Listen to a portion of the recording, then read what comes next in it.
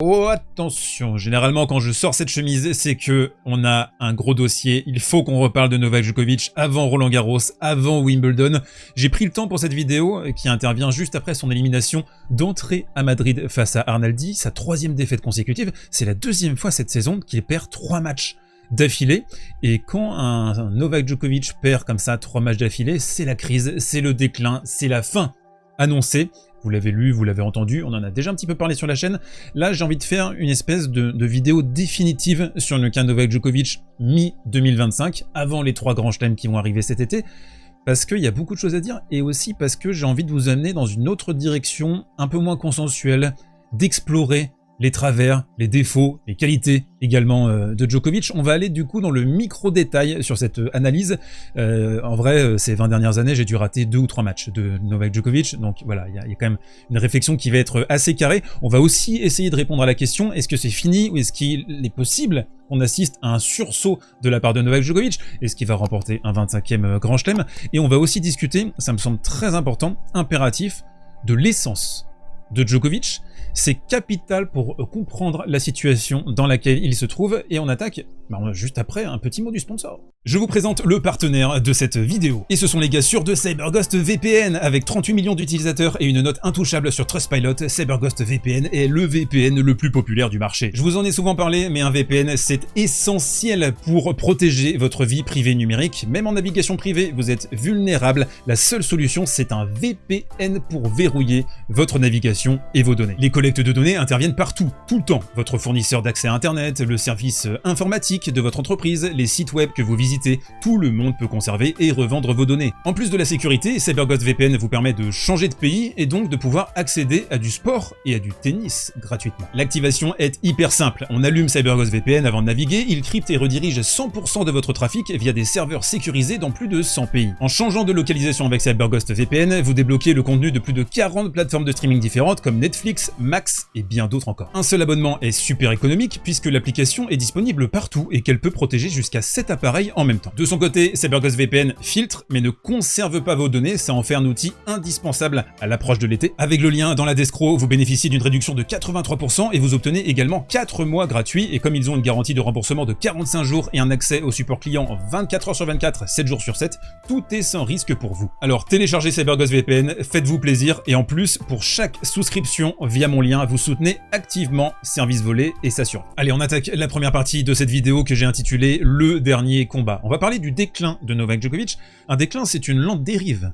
C'est pas quelque chose qui arrive un dimanche soir, hop, tu vas te coucher, t'es encore pas mal, tu fais un bisou à ta femme, tu embrasses les gamins, t'es avec tes petites charentaises, tes babouches, ta robe de chambre, tu vas te coucher, tu vas au lit, tu te réveilles à 7 h du matin, le lendemain, le lundi, il n'y a plus rien, c'est la fin. Non, c'est pas comme ça que ça se passe. C'est beaucoup plus insidieux.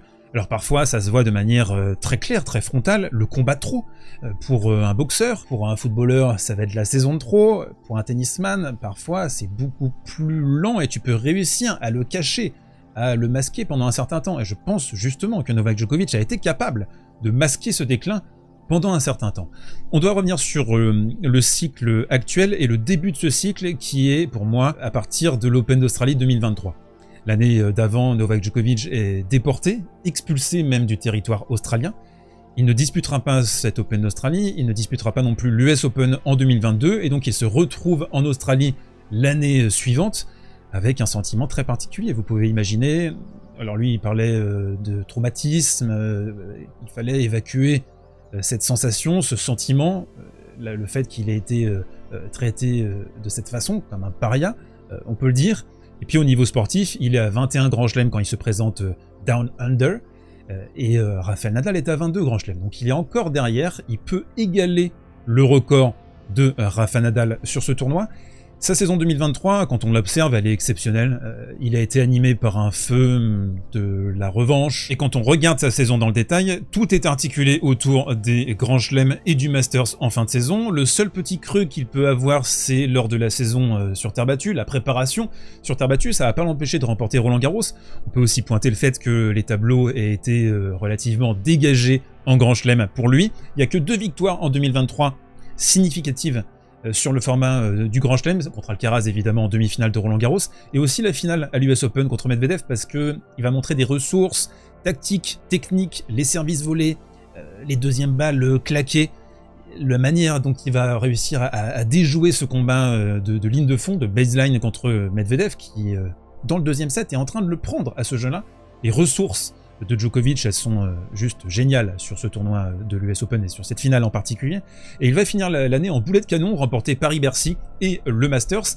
Et en fait, quand on regarde la saison de 2023, pour un joueur qui a 36 ans, c'est un de ses chefs-d'œuvre. C'est une de ses plus belles saisons, 3 grands chelems, un Masters. Et en termes de concentration, en termes d'implication, c'est une saison qui est monumentale, mais qui comporte déjà les petits stigmates du déclin. Alors il va réussir à cacher ça. Par exemple, la demi-finale contre Alcaraz au début du 3e, on a l'impression que c'est plutôt Novak qui est au bord du précipice, et c'est Carlos Alcaraz qui va avoir des crampes. Et c'est surtout à la fin de la saison que quelque chose va se mettre comme ça dans les interstices. C'est cette première défaite contre Sinner lors de la poule du Masters, cette défaite également en Coupe Davis alors qu'il a 3 balles de match, il va perdre ce match contre Sinner, et la cassure, c'est le deuxième point de notre analyse, la cassure elle intervient début 2024. Une cassure d'abord physique, parce qu'on voit cette demi-finale contre Yannick Sinner à l'Open Australie, il est mis dans le rouge, Sinner lui rentre dedans, c'est une version rajeunie, plus agressive de lui-même, et donc il est confronté à un gars qui fait tout mieux que lui, et qui fait tout pareil que lui, mais en mieux. Les glissades en appui ouvert, les reprises d'appui, la manière de se camper sur la baseline et d'envoyer des cachous dans tous les sens, c'est une version rajeunie, plus agressive que Novak affronte lors de cette demi-finale à l'Open Australie. On sent aussi que physiquement, il n'est pas forcément super bien préparé, et donc même si le 3e set est arraché à l'orgueil du champion, de la légende, c'est un match qui pose la première pierre du déclin de Novak Djokovic. C'est une défaite cuisante et inhabituelle dans le contenu. Ça, il faut vraiment le prendre en compte, c'est très important. Derrière, il y a une spirale négative qui va s'enclencher, il va se débarrasser de Goran Ivanisevic qui l'avait porté, lui avait donné un second souffle après Marianne Vajda. C'est un peu ce qui s'était passé avec Rafa, avec Tony Nadal et ensuite Carlos Moya. Ensuite, il va se débarrasser de ses préparateurs physiques qui travaillent aujourd'hui avec Yannick Sinner. Et tous les grands chelems qui ont succédé à cette Open Australie ont été marqués par un déclin physique, par une nouvelle fragilité. C'est quelque chose qu'on avait un petit peu aperçu déjà en 2023, mais c'est aussi quelque chose qu'il avait parfaitement réussi à masquer. Je pense qu'il y avait déjà un petit peu de bluff sur cette saison 2023. En 2024, on reprend des performances immondes à Rome contre Tabilo, à Genève aussi, c'était désastreux dans l'attitude, dans le comportement, et on peut d'ailleurs se poser des questions à ce moment-là. Est-ce que Novak est pas un peu en train de se foutre de nous là? C'est quoi cette attitude? C'est quoi cette désinvolture manifeste qu'il a encore plus montré là, en 2025, ces dernières semaines, et même de quoi se poser une question, est-ce qu'il respecte vraiment le tennis, les spectateurs, à jouer comme ça? Est-ce qu'il doit encore produire un certain niveau de qualité? Est-ce qu'il doit encore quelque chose au tennis? Ou est-ce qu'en fait il peut se pointer comme ça, faire des performances complètement en dessous de tout, et repartir chez lui? Alors attention, il a dit après Monte Carlo qu'il était désolé de la perf et qu'il n'était pas fier d'avoir proposé ça sur ce tournoi. La blessure, ensuite, on fait des allers-retours, la blessure à Roland Garros au ménisque, en fait, a posteriori, on peut se dire que c'est un mal pour un bien. C'est un mal pour un bien parce que ça a créé chez lui une urgence, un ennemi, une situation particulière, un combat à mener, et ça, Novak Djokovic, il adore. Il a recruté Jean-Georges Sellier qui a été très impressionné, c'est un kiné français, très impressionné par Novak Djokovic, par son engagement, son professionnalisme, à quel point il était déjà en mission, et donc à partir de cette blessure au ménisque, il est parti dans cette dernière mission pour aller remporter les Jeux Olympiques, et dans ce cadre-là, la finale de Wimbledon, elle est déjà... c'est presque déjà un aboutissement dans ces conditions-là, même s'il se fait découper en dos par Carlos Alcaraz. Et derrière, il va retrouver Carlos Alcaraz en finale des Jeux Olympiques. Avant ça, il bat Rafa dans un match très symbolique sur le Châtrier. Homme de symbole, forcément Novak. Il bat Tsitsipas dans un match compliqué où on se demande s'il n'est pas blessé. Et donc, il fait des JO fantastiques avec une finale fantastique. On en a déjà beaucoup parlé sur la chaîne. Et sur la dernière partie de cette saison 2024, une désinvolture régulière, pas vraiment impliquée dans son tennis, à l'US Open, sur d'autres tournois. Il y a juste seulement à Shanghai, à Miami aussi en début de saison 2025, et lors de son très bon Open d'Australie en début de saison, contre Lehečka, contre Marac, 2 super matchs, contre Carlos Alcaraz, bien sûr une masterclass tactique, où on l'a vu encore, à un excellent niveau. On a pris quelques détours, mais c'était très important pour arriver à cette troisième partie de l'analyse la plus importante de cette vidéo, et c'est pour moi la perte de l'essence. Novak Djokovic, ça a toujours été une osmose entre une technique quasi parfaite et un mental insubmersible. C'est la conjonction de ces deux éléments qui font Novak Djokovic. C'est très particulier. Ce joueur, il est capable d'imposer une pression et une longueur de balle sans faire la faute. C'est le meilleur de l'histoire dans ce registre. Et ça, c'est un faux attentisme. C'est plutôt, chez Novak Djokovic, une neutralisation. Et chez l'adversaire, quand on écoute les adversaires de Novak, ils génèrent de l'impuissance, ils génèrent de l'inconfort. Et en fait, à un moment donné, tu vas partir à la faute parce que tu ne sais pas tenir cette cadence, cette longueur, tu ne peux rien faire. Tu ne peux pas rentrer dans le court. Tu ne peux pas l'agresser, à moins d'avoir pris l'initiative dès le début de l'échange. Mais dès le début de l'échange, Novak Djokovic, il t'envoie un retour dans les pieds. C'est très très compliqué. Le fait qu'il ait été capable de faire ça pendant quasiment toute sa carrière, on va dire à partir de 2011, pour être plus précis, à partir de 2011 jusqu'à 2023, le fait qu'il ait été capable de produire cette longueur, cette asphyxie, dans quasiment tous les moments importants de sa carrière, les fins de set, les tie-breaks, etc., etc., c'est prodigieux. Après, ce serait aussi caricatural de dire que ce n'est qu'un extracteur de fautes directes, surtout dans la dernière partie de sa carrière, où c'est un joueur quand même plus complet, plus offensif, qui a été capable de se réinventer avec un gros service, avec des one-two, et avec une habilité à avancer vers le filet, mais quand même, cette asphyxie-là, c'est l'essence de son jeu. Il a conservé cette essence-là encore en 2023 et en 2024 et encore aujourd'hui, avec son déplacement élite. Ses temps de réaction, son déplacement, c'est un petit peu baissé aussi cette dernière année. Et donc la manière dont Novak Djokovic envisage son tennis, c'est dans le conflit. C'est un rapport conflictuel, c'est la bagarre, c'est le combat, c'est la guerre dans l'esprit de Novak Djokovic. C'est pas un artiste, Novak, c'est pas un gars qui vient déposer les pétales de rose, qui se regarde jouer, non. Il est dans le combat. Il est dans le combat face à son adversaire, face à lui-même, face à son clan, face à l'arbitre, face au public. Il va toujours réussir à trouver un ou deux zozos pour aller se motiver, trouver ce feu intérieur. Et en fait, ce rapport conflictuel, ce rapport de force, il l'a perdu. On le retrouve très très peu désormais dans son tennis, et encore moins dans son quotidien sur les Masters 1000, sur les petits tournois. Et du coup, le niveau de concentration de Novak Djokovic, sa densité de performance, eh bien, elle est en très net déclin. Ça, c'est évident, ça saute aux yeux. Ça rappelle le Federer sur les 2 dernières saisons, le Rafa de 2024. T'as d'immenses écarts d'intensité, d'immenses écarts de niveau. Vous vous souvenez, Rafa, la balle qui partait plus de son coup droit. Roger, tu voyais, il baissait la tête. Moi, je me souviens de ce match contre Félix Auger-Aliassime où il est blessé au genou et il comprend que c'est fini, quoi. Son corps est en train de le lâcher. Il pourra pas revenir. Et il y a un moment, il est assis sur la chaise, là, et tu vois en fait sur son regard qu'il a compris que c'est la fin. Il a compris. La fin est devant ses yeux. Novak, j'ai l'impression qu'il n'a pas eu encore ce moment-là, mais qu'il est en train de comprendre que ça arrive. Ça arrive. C'est inévitable. C'est inévitable. C'est là. C'est là, c'est là. Et c'est quasi impossible, à cet âge, de maintenir un niveau stable. Ce qui a été la clé pendant longtemps de Rafa et de Novak. On a vu aussi cette perte de confiance vis-à-vis de son physique, il en a parlé juste après sa défaite à Madrid contre Arnaldi, et le fait de se concentrer désormais uniquement sur les grandes échéances, c'est-à-dire en gros les grands chelems, eh bien t'as pas la certitude que ton corps va répondre présent. C'est ce qui s'est passé sur les derniers grands chelems. Donc il est vraiment dans une situation ultra trouble actuellement. Alors j'ai l'impression qu'il espère quand même une lueur, un concours de circonstances favorables qui lui permettrait d'aller au bout d'un grand chelem. Il sait qu'il n'est pas forcément très très loin. Là, si on commence Wimbledon demain, il est 3e favori. Allez, on va dire derrière Alcaraz et Sinner. Même Roland Garros, il est 3e ou 4e favori. C'est comme ça. Je me pose aussi une question, et j'ai envie de vous interroger un petit peu là-dessus. Est-ce que vous pensez pas qu'il y a peut-être un petit degré de bluff dans tout ça, de montrer de la vulnérabilité, pour qu'on le prenne un peu à la légère, pour qu'on le prenne un petit peu de haut? Est-ce que ce serait pas encore une nouvelle ressource dans le metagame de Novak Djokovic? Je me posais la question. J'ai un doute quand même là-dessus. Je suis pas sûr. Et pour terminer là-dessus, la victoire contre Alcaraz à l'Open d'Australie en début de saison, quelque part, elle alimente cette croyance. Elle alimente ce feu. En se disant que s'il arrive à ce stade-là, en quart de finale, en demi-finale ou en finale, le tennis, bah, il est toujours là. Allez, on arrive sur la dernière partie de la vidéo que j'ai intitulée « Le chasseur ». On sait que Novak Djokovic adore, aime profondément le tennis, on n'a aucun doute là-dessus. On a des images de Novak quand il est enfant. Il dit qu'il veut remporter Wimbledon, que c'est son rêve.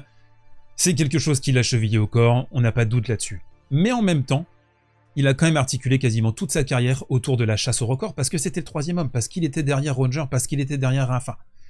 Et ça, aujourd'hui, bah, il se le prend en pleine face. Parce que il est confronté depuis les Jeux Olympiques, en fait depuis la fin de la saison 2023, les Jeux Olympiques étaient une parenthèse enchantée, il est confronté à une quête de sens. Quel est le sens de tout ça en fait finalement, maintenant? Qu'est-ce que je fais quand j'ai déjà tout gagné? Est-ce que j'aime encore le tennis? Est-ce que j'ai encore la foi pour me dépouiller dans le quotidien des matchs, des tournois, sur des milles, de prouver que je suis encore le meilleur? Non, il a plus ça se voit, ça crève les yeux. Il a plus faim, il est rassasié. Sur les milles, en tout cas. Sur le reste. Il est dans un conflit intérieur énorme, on le sent. Et la quête, elle tourne à vide aujourd'hui. Parce que un 25e Grand Chelem, ok, ce serait un panache monstrueux, ce serait énorme, il nous ferait quasiment, je sais pas, une Sampras 2002 contre Agassi, après avoir été enterré pendant quasiment un an et demi. Ce serait d'un panache formidable, ce serait une lettre d'amour folle au tennis. Mais est-ce que ça changerait quelque chose? Si vous avez décidé que c'est le meilleur ou le plus grand joueur de tous les temps, ça changera rien, 24 ou 25. Son héritage ne sera pas du tout modifié par ce 25e Grand Chelem. On dira juste oh, le gars, encore, il a retrouvé les ressources pour remporter un 25e. C'est incroyable. Mais c'est pas ça, vraiment, le game changer dans votre et dans notre relation avec Novak et dans sa propre relation avec lui-même, je pense. On sent que c'est un joueur qui est déconnecté depuis les Jeux Olympiques avec son sport, avec son métier. Il arrive de temps en temps à retrouver un certain niveau, mais voilà, ça lui glisse entre les pattes. D'ailleurs, je vous avais parlé, après le tournoi d'Indian Wells, de tournée d'adieu potentielle sur les gros tournois à venir. Certains m'avaient pris pour un fou. Bah, c'est ce que Novak a dit, en substance, après ce tournoi de Madrid. Il a dit « je suis pas sûr de revenir ». Et on comprend bien que le fait qu'il joue tous les Masters 1000 là, depuis le début de la saison, c'est qu'il a envie de les jouer au moins une dernière fois. Et donc, avec la retraite de Rafa, avec la retraite avant ça de Roger, qu'il a vécu directement, d'ailleurs, à la Lever Cup, avec une dignité, un sens de la distance, il savait où se mettre, une grande intelligence émotionnelle, je pense, Djokovic, c'était très précis, et d'appeler tout simplement Murray dans son box. On voit bien qu'en fait, qu'il est isolé, qu'il est perdu, qu'il est tout seul. Il a perdu, en fait, ce cap. Il a perdu Rafa et Roger. Ils sont plus là pour l'animer, ils sont plus là pour le guider, ils sont plus là pour le motiver. Toute sa carrière a été basée là-dessus. C'est le troisième homme. C'est le troisième homme. C'est le chasseur ultime. Et je suis convaincu à 100%, à 1000%, que si Novak Djokovic avait été à la place de Roger Federer, sa carrière aurait été complètement différente. S'il avait été le leader de la meute toute sa carrière, il n'aurait pas trouvé les mêmes ressources, il n'aurait pas trouvé les mêmes choses. C'est évident pour moi, c'est évident, vraiment vraiment évident. C'est un gars qui a été façonné par d'autres, c'est le petit frère. Et aujourd'hui, c'est très étonnant de voir Djokovic accepter carrément d'être mauvais, quoi. C'est presque une fatalité dans ses propos récemment. Et donc pour répondre à la question du début de la vidéo, je pense pas qu'il soit capable de battre Sinner et Alcaraz dans un seul grand chelem d'ici la fin de sa carrière, sur le même tournoi. Je vois pas comment ce serait possible. Même Zverev, Sinner en enfilade, ce serait très très compliqué, hein. Ça me paraîtrait fou. Par contre, s'il a juste Alcaraz à jouer, en sachant qu'il maîtrise quand même bien le game plan contre Carlitos, et qu'il a un avantage psychologique qu'il a acquis sur ses victoires aux Jeux Olympiques à Cincinnati et à l'Open d'Australie, je serais curieux de voir ça quand même sur une finale, si jamais Sinner et Zverev venaient à être écartés avant ça. Et pour terminer sur ce sujet, on a vu aussi le documentaire sur Carlos Alcaraz sur Netflix, avec cette tension entre être heureux, faire les choses qu'on aime, être bien dans sa peau, et cette quête de grandeur, et cette quête de record. Alcaraz, il a l'air très troublé par rapport à ça, il se pose beaucoup de questions, il est encore très jeune, il se demande si ça vaut le coup de faire autant de sacrifices pour atteindre, pour aller tutoyer ces monstres-là. Ces monstres-là, ils l'ont fait parce qu'ils étaient trois, et la situation actuelle de Novak Djokovic nous prouve, si c'était bien nécessaire, qu'il ne serait rien sans Rafa, qu'il ne serait rien sans Roger, et que ces trois-là ne formait qu'un. Un immense merci à CyberGhost VPN d'avoir sponsorisé cette vidéo. Souscrivez à un abonnement chez eux pour soutenir Service Volé, pour déverrouiller tous les contenus sur Internet et pour sécuriser votre flux satisfait ou remboursé pendant 45 jours.